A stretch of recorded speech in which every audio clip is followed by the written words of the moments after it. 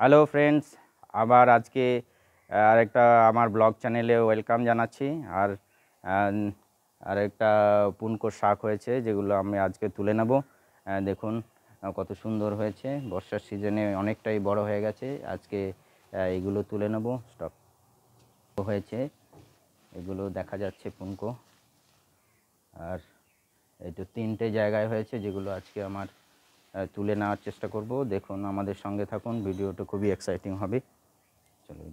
খুবই সুস্বাদু শাক, আপনারা জানেন, মার্কেটেও পাওয়া যায়। দেখুন, থার্মোকলের মধ্যেই কিচেন ওয়েস্ট দিয়ে বানানো ছিল।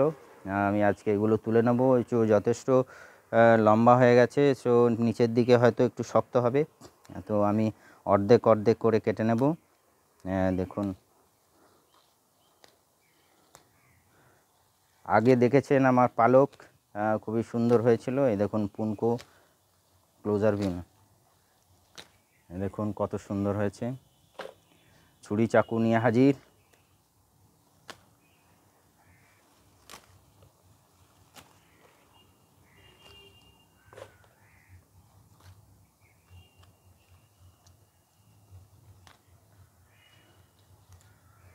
বর্ষা শেষ হয়ে গেছে, এর জন্য কালারগুলো একটু অন্যরকম হয়েছে।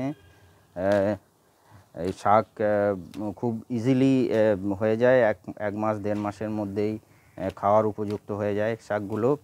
আপনারা দেখেছেন পালক কত সুন্দর হয়েছিল, পুনকো কত সুন্দর হয়েছে। খুবই এক্সাইটিং, কেননা কোনো রকম পেস্টিসাইড আর আর ফার্টিলাইজার ছাড়াই এগুলো তৈরি হচ্ছে।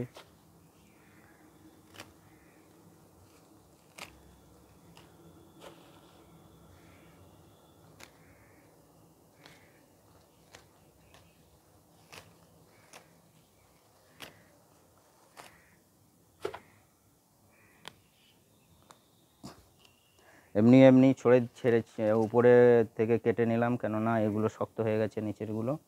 যদি আরও ছোটোতে নেওয়া যেত, তাহলে পুরো গোড়া পর্যন্ত তুলে নেওয়া যেতে পারত। দেখুন, আমি ছোট ছোটোগুলো কেটে নিচ্ছি। চলো, ওই থার্মোকলের ইয়ে থেকে এতগুলো পাওয়া গেছে, আর এখান থেকে আমি কিছু তুলে নেব আজকে। দেখুন, এগুলো অতই লম্বা হয়েছে, সো আমি উপর থেকে কেটে কেটে নিচ্ছি।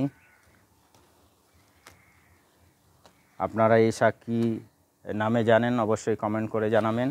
আমাদের এখানে পুনকো শাক বলে, পুনকো।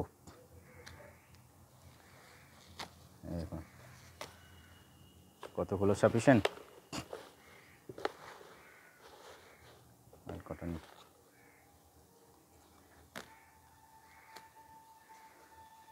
আপনারা চাইলে লাগাতে পারেন এভাবে ছাদে। খুবই এফোর্ট, যে খুব একটা বড় এফোর্টের প্রয়োজন তেমন নয়। আর এর বীজগুলো অতি মানে সর্ষের দানার মতো, খুবই কম দামে পাওয়া যায়। আর মাটি তৈরি তো আমি জানিনি কীভাবে তৈরি করতে হয়। খুবই এক্সাইটিং। কমেন্ট হয়েছে বাবা,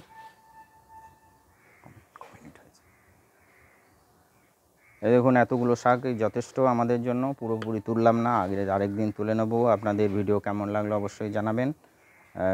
thank you very much. Comment করে জানান।